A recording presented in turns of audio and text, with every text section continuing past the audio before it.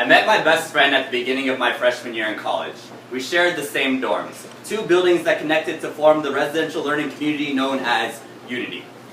Coincidentally, 75% of our class's colored population was also selected to live here. We get it, Santa Clara. You bring in the ethnics.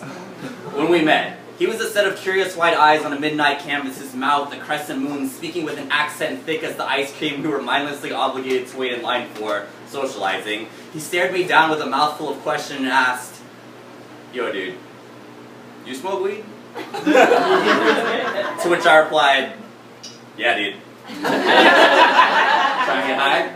And just like that, the universe of our friendship exploded faster than a newborn star. We found every nook and cranny of that Jesuit campus, left so many roaches, you would have thought the apocalypse had just happened. We shared stories. He, an immigrant from West Africa, me, a first-generation Chinese boy with a chip on his shoulder. We talked about how fucked up the world was amidst so many joints, bowls, and vape bags, time blurred together like the lights from our smoke-lit room. We learned each other's paths like the back of our own hands. Mine, when of privilege and loss, his of loss turned privilege. He spoke of Africa fondly, but always with a caveat of how happy he was to be here in the U.S., living a dream that I was slowly losing my faith in. My dreams were different. I'd lived one for 18 years, not knowing how quickly a floor can disappear. Bankruptcy, foreclosure, divorce, jaded like the silver lining around my mother's index finger, I too grasped for meaning. I found it in our long talks. This odyssey of each other's souls, we took turns playing captain. I remember sailing through his teenage years, his fear of snakes and rats because of the way they would sneak into his house uninvited. He learned of my depression and anxiety, watched when they would sneak into our room undivided. He knew to shut the door, when to ask if everything was okay when it wasn't, knew when to roll something up instead of pitching another question. Siddiqui knew me better than anyone.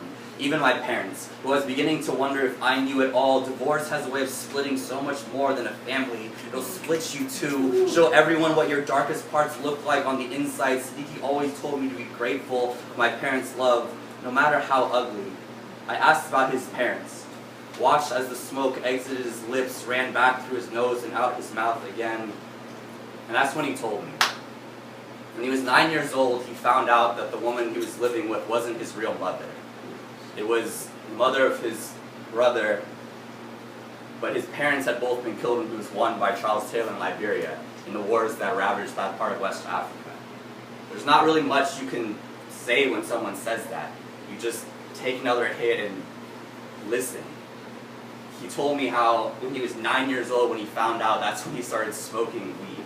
At 9 years old in West Africa. He never went to school, never did anything like that. He somehow managed to get brought into the U.S. when he was 14. He started going to school for the first time in his life. He was taking AP classes by the time he was 16 or 17, made it to Santa Clara, to where our paths joined and connected. The craziest part about this story is that I did an international law and organizations program at Santa Clara, and it took me to these international institutions across the world. And I went to the International Criminal Court in Den Haag in the Netherlands, and Charles Taylor was on trial. And I watched and I looked at him and I saw the face of the man who killed my best friend's family.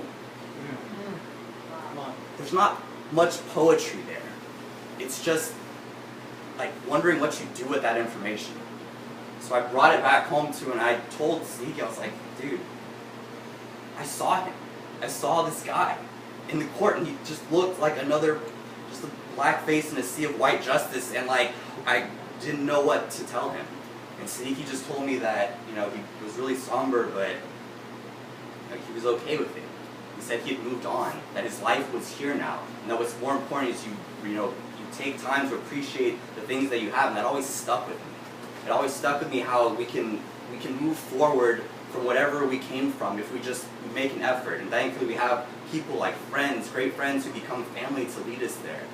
And that's just the story I want to leave you with, is a story of friendship and moving on, forgiveness, and life. Yeah.